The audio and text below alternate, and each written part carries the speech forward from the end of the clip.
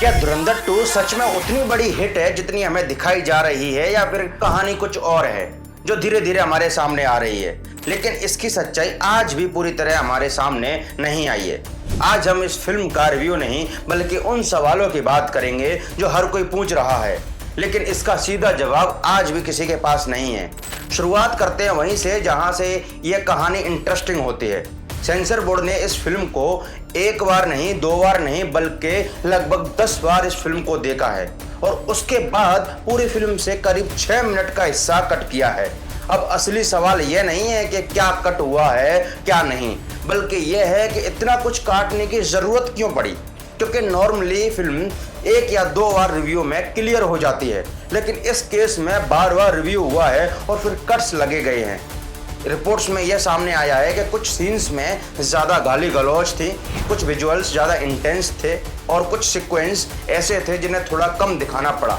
अब यह सब ऑफिशियली रीजन है, लेकिन डिस्कशन यहीं खत्म नहीं होता। सोशल मीडिया पर लोग एक और बात पूछ रहे हैं, क्या सिर्फ लैंग्वेज इशू था या फिर कंटेंट का टोन इतना स्ट्रॉन्ग था कि बार बार रिव्यू करना पड़ा। कुछ व्यूअर्स का कहना है कि फिल्म का इम्पैक्ट बहुत एग्रेसिव है, कुछ सीन्स डिस्टर्ब कर सकते हैं और इसी वजह से सेंसर बोर्ड ने थोड़ा ज़्यादा शक्ति दिखाई।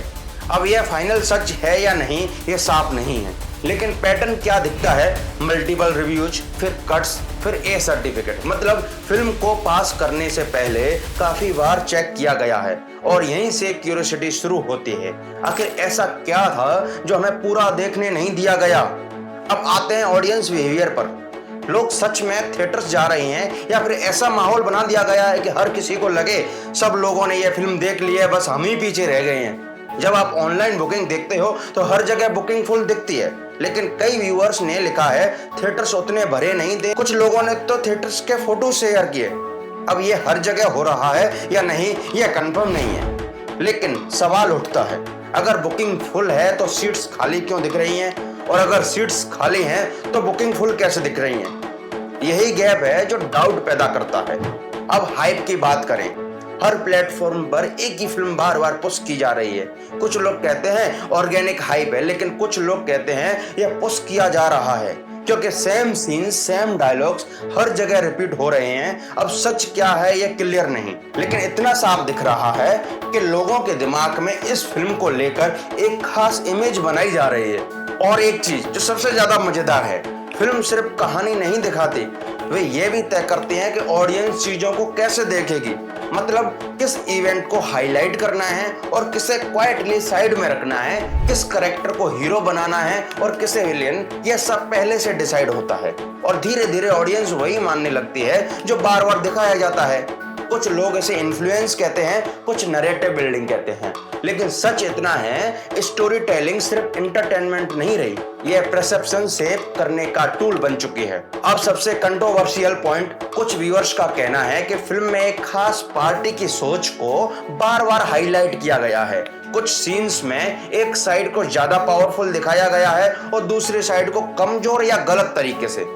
और यहीं से एक वर्ड बार बार आता है, प्रोपोगेंडा। अब ये लेवल सही है या नहीं ये हर किसी की अपनी अपनी सोच है।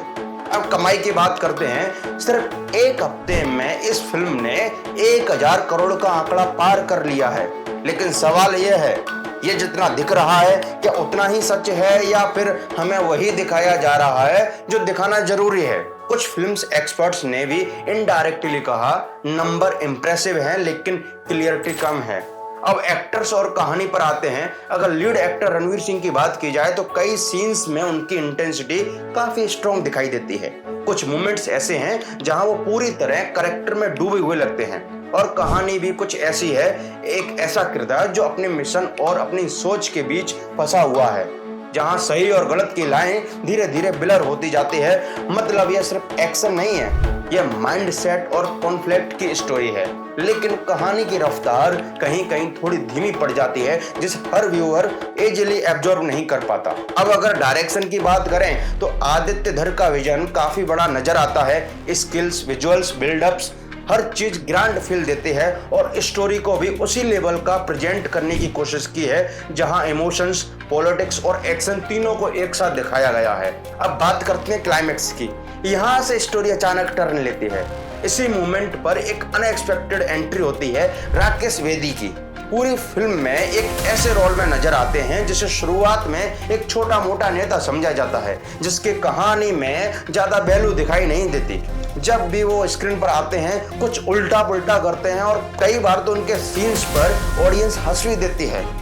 उनका एक डायलॉग काफी वायरल हो रहा है, बच्चा है तू मेरा, लेकिन जैसे ही क्लाइमैक्स आता है तो वही कैरेक्टर पूरी कहानी का रुख बदल देता है और यहीं से जो कैरेक्टर हल्का लग रहा था वही सबसे भारी पड़ने लग गया और यही मोमेंट ऑडियंस को सच में चौंका देती है।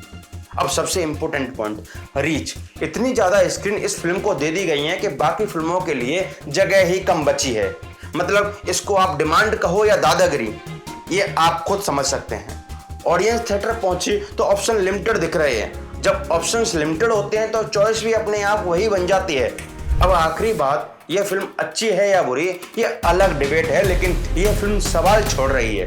क्या हम वही देख रहे हैं जो हमें दिखाया जा रहा है या हम खुद डिसाइड कर रहे हैं? अगर हम इसे फिल्म मेकर या क्रिएटर के पॉइंट ऑफ व्यू से देखें तो यहाँ एक चीज बहुत साफ समझ आती है, फिल्म सिर्फ बनाई नहीं जाती, सोच समझकर बनाई जाती है। पहली बात, स्किल सिर्फ बड़ा दिखाने के लिए नहीं होता, स्किल भरोसा बनाता है। जितना बड़ा दिखाओगे उतना ही ऑडियंस उसे सच मानने लगती है। दूसरी बात, प्रेजेंटेशन सिर्फ स्टोरी नहीं बताती, यह तय करती है कि ऑडियंस क्या फील करेगी। म्यूजिक, कैमरा, डायलॉग सब मिलकर एक डायरेक्शन देते हैं जहां ऑडियंस को लगता है कि वो खुद डिसाइड कर रही है। तीसरी बात, मार्केटिंग सिर्फ प्रमोशन नहीं है, यह माहौल बनाने का गेम है। बार बार वही चीज दिखाओ तो वही चीज सच लगने लगती है। एक बात और, अगर आप फिल्म बना रहे हो तो यह भी समझना पड़ता है कि किस ऑडियंस को टारगेट किया जा रहा है और किस सोच को सेटिस्फाई करना है, क्योंकि कई बार स्टोरी से ज्यादा फोकस इस बात पर होता है कि किसे अच्छा दिखाना है और किसे नहीं। और सबसे इंपॉर्टेंट, अगर आप इंडिपेंडेंट फिल्म बनाना चाहते हो तो आपको सिर्फ स्टोरी नहीं बनानी, आपको ऑडियंस को समझना पड़ेगा, क्योंकि आज फिल्म सिर्फ स्क्रीन पर नहीं चलती, वो लोगों के दिमाग में चलती है। अब आप बताओ कि ये सच में ब्लॉकबस्टर है या सिर्फ प्रोपेगेंडा? नीचे कमेंट में लिखो। और अगर आपको ऐसे रियल ब्रेकडाउन चाहिए तो VOS फिल्म फाइनेंस को सब्सक्राइब करना मत भूलिएगा। वीडियो पसंद आया है तो लाइक कीजिएगा, कमेंट कीजिएगा, क्योंकि यहाँ हम सिर्फ रिव्यू नहीं करते, सच समझने की कोशिश करते हैं। धन्यवाद, मिलते हैं अगली वीडियो में।